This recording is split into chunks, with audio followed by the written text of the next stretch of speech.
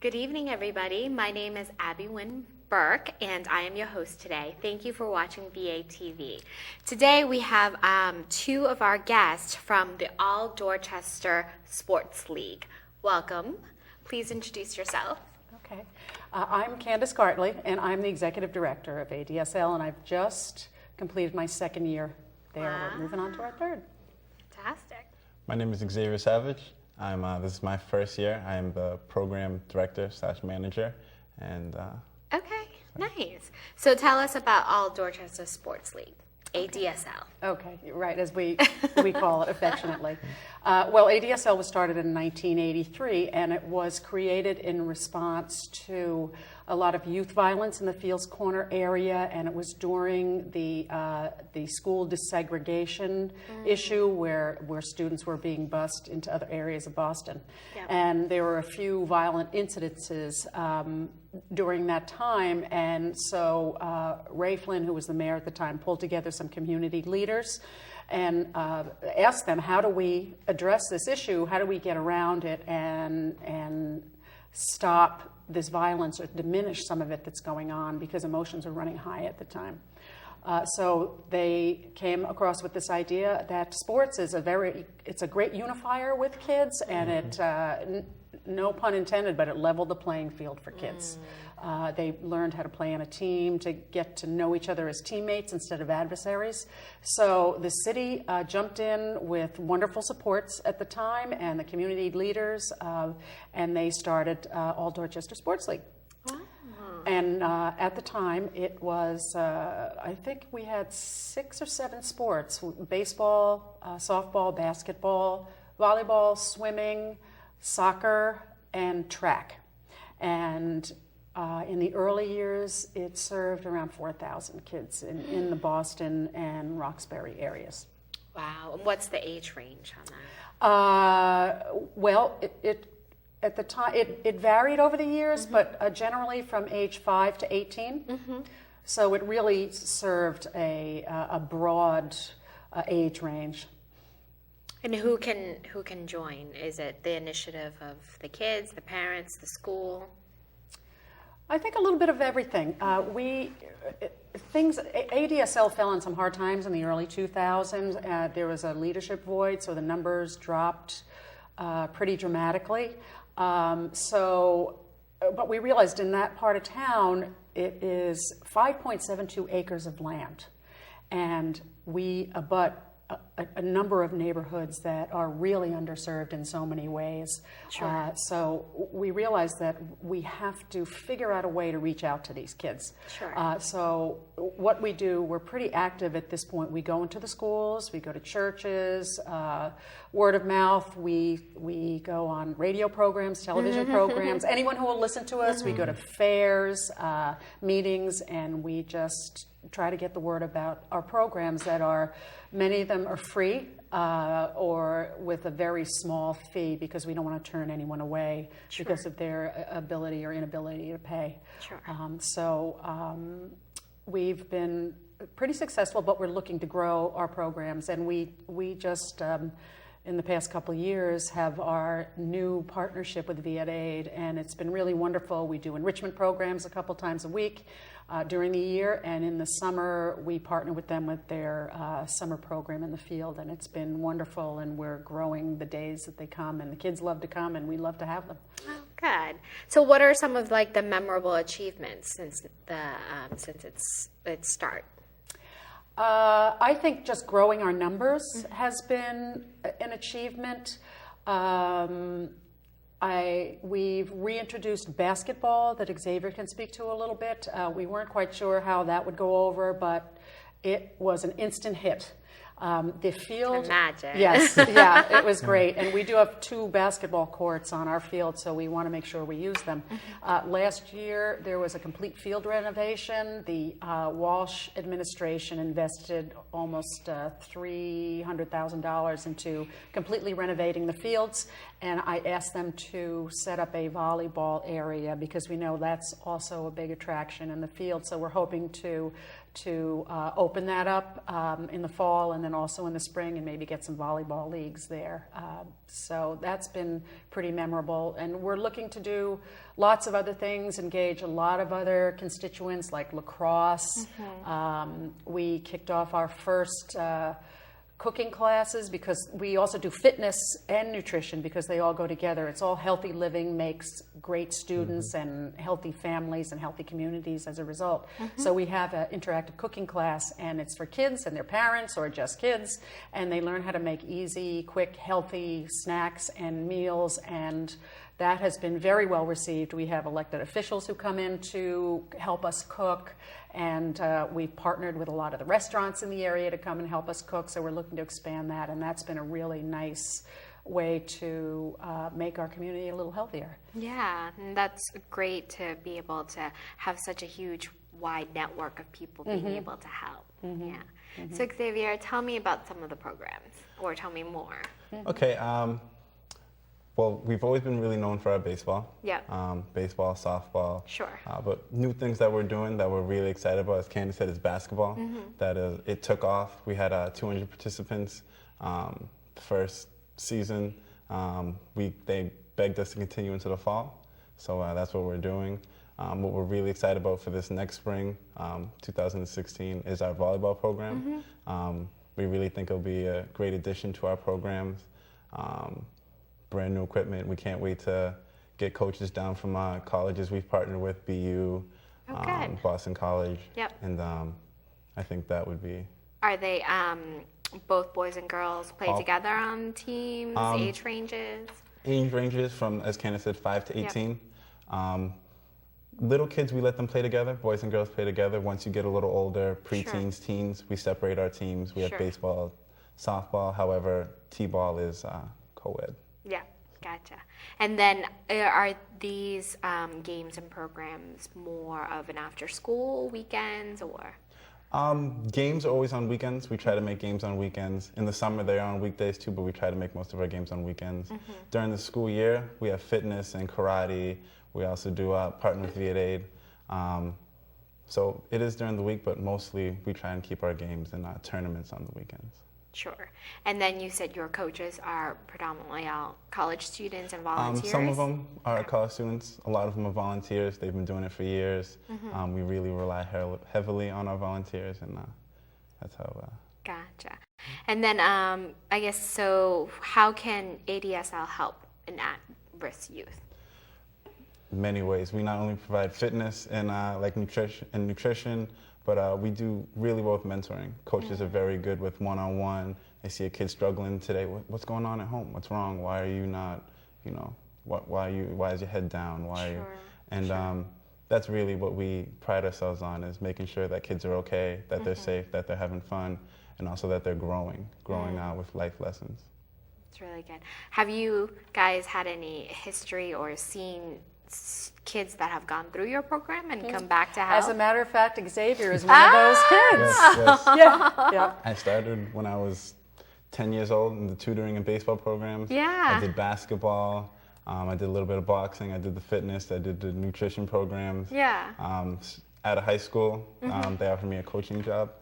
So I started with t-ball. Then they said, can you file papers? So I started with administration and came full circle as a program director and making sure other kids have the opportunity I had. That's a great story. You guys should be posting that out. And I guess so you need volunteers, but how are the parents' engagements? Are the parents volunteering as well? Or? I find that the parents are very heavily engaged, either one or both parents.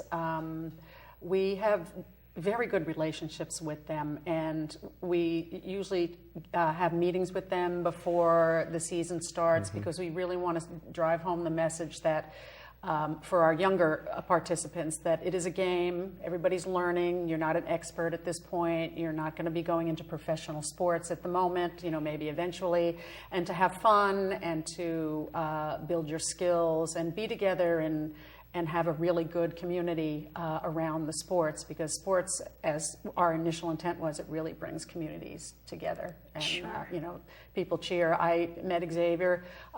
He's my son's age, and I met his parents standing on the sidelines while we watched our games. So you never know, you know, how you meet people and how the relationships are built, and it just really, it is a very unifying and gratifying feeling to see people connecting with each other. Yeah. So when you say, so all these different programs in sports, but are they all year long? What happens during the summer or in the winter when it's too cold to play outside? So basketball just restarted. Because it's a new program, we're kind of testing the waters, but we will be moving indoors to the Dorchester YMCA. Oh, great. So it'll continue year-round. And that's our goal, to have programs run year-round, not just during the summer where we normally do our baseball and softball, but you know, can we move indoors? Can we go to a school? Does a school want a team and play other schools? So that's something we're really excited about, and keep all of our programs going year-round, keep kids active and healthy and growing. That's good.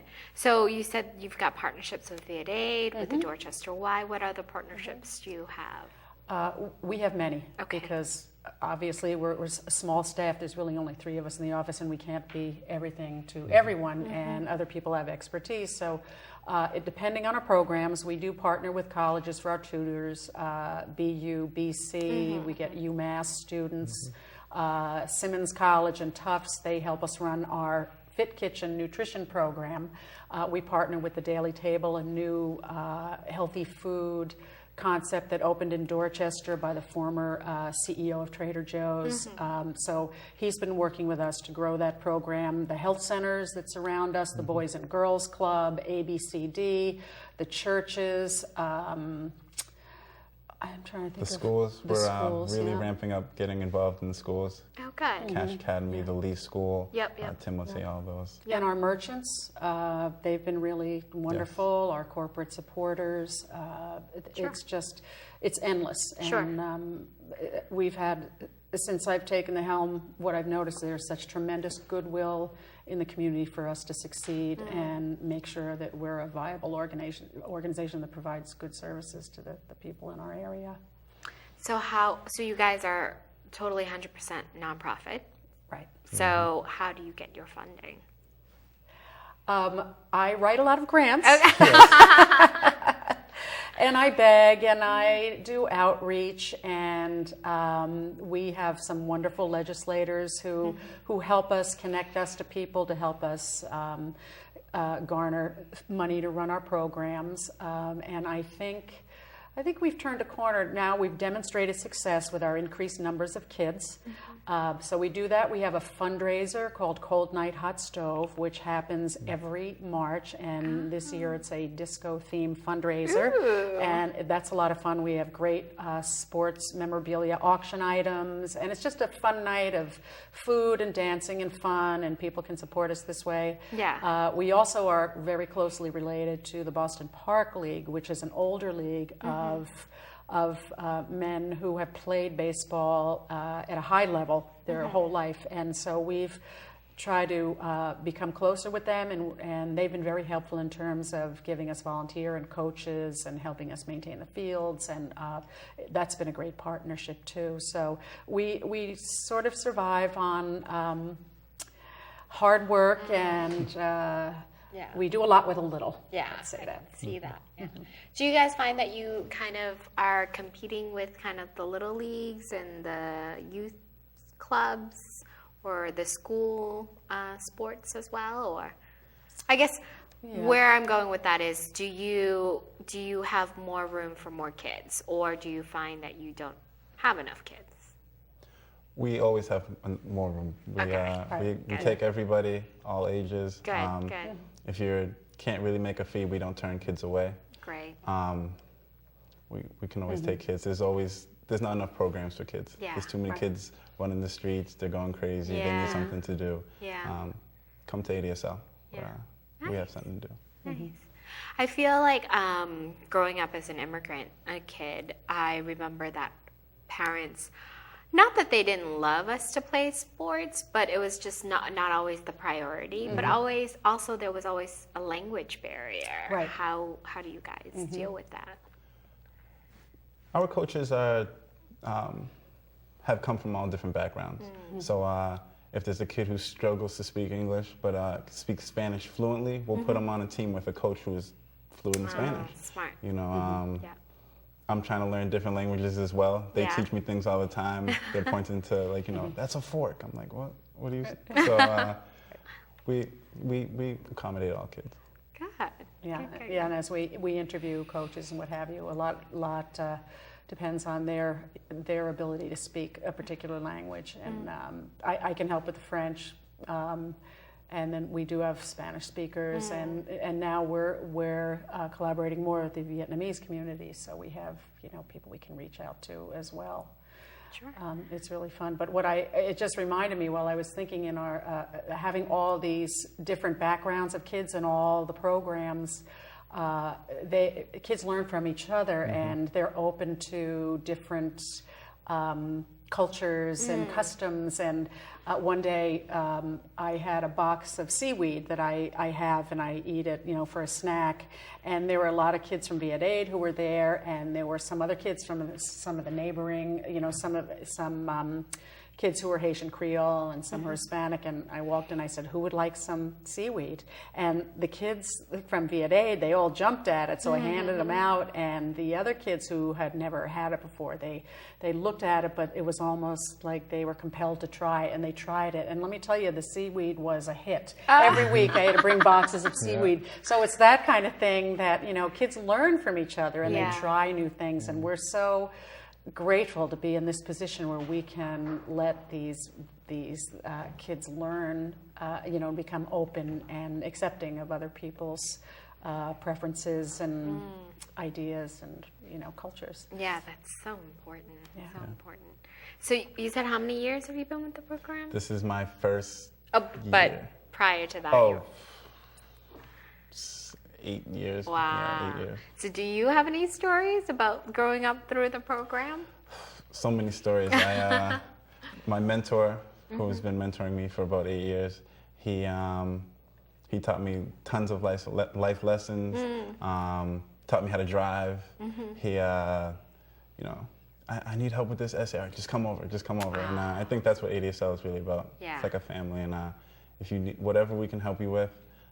Staying active and eating right is great, but if you just need a conversation, we're there as well. We're always in the office, and being there for the kids is. So we say you're always there in the office. So where is the office, and how do people reach out to you guys? Townfield, right in Townfield, Fields Corner, 1565 Dorchester Ave is the technical address. Come visit us anytime. We're also online, alldorchestersports.org, Instagram, Facebook. Nice. And then when does a youth, or when are they able to sign up? Year round. Okay. Anytime, we always have some sort of program going now. Sure. Basketball is going on right now. Yep. During the spring, that's when we start taking applications for baseball, softball, now volleyball, and then hopefully more sports to come. Sure.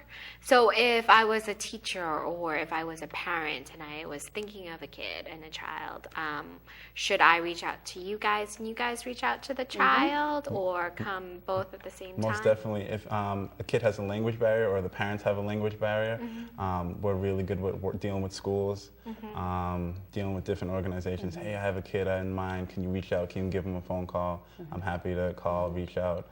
That's great. The kid that can't really walk down the street by himself, you know, we'll send somebody. We can send a coach or a volunteer to go get him. Yeah.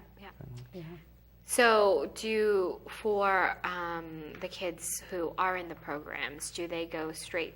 So if it was an afternoon practice and the games, I guess, is it the responsibility of the parents to get the kids there, or Yes. community-wise, buses? How do you guys make sure that the kids come? Kids come kind of, I would say it depends on the kid. Sometimes the parent will drop them off, stay, and pick them up. Sometimes the parent will have to leave and come back. Some kids are old enough where they come and go as they can. But we make sure all kids get home safely. We're big on that. Give us a call when you get home, or make sure your mom gives us a call when you get home. Yeah, and we're in the process of trying to raise money to purchase a van, because one of the big concerns of the parents, they've been very clear, is they are concerned about the safety of their son or daughter. Unfortunately, you know, in the area where we are, getting back and forth safely. So if we can be an even greater resource and get a van, that would really help the program immensely and help our kids. Yeah. So we're just wrapping up. So why don't you guys take maybe the last minute to kind of let our audience know how they can participate and how they can maybe support in this van or your annual appeals. I would say just give us a call. We're open most days, and check us out on Facebook. I think phone calls are all really, really great. We like the face-to-face contact. Emails, you can email us, get our information off our website, and we usually respond pretty quickly to any requests. So we pride ourselves on not leaving you in the dark. So Sure. And then you said, Candice, your annual event, a fundraising event, is in March. So yes. It's going to be at the end of March, and that'll be posted on Facebook and flyers and what have you, because people get their information in different ways. So we want to get the information out. It's all over. And we're doing other things too with the neighborhood, and we really want to be a deeper part of Fields Corner. We want to make it the very best place to live in Dorchester. And so if we can make that happen, we've done our job. Well, thank you. Thank you so much for joining me. Thanks for having us. Thank you, everybody, and have a good night.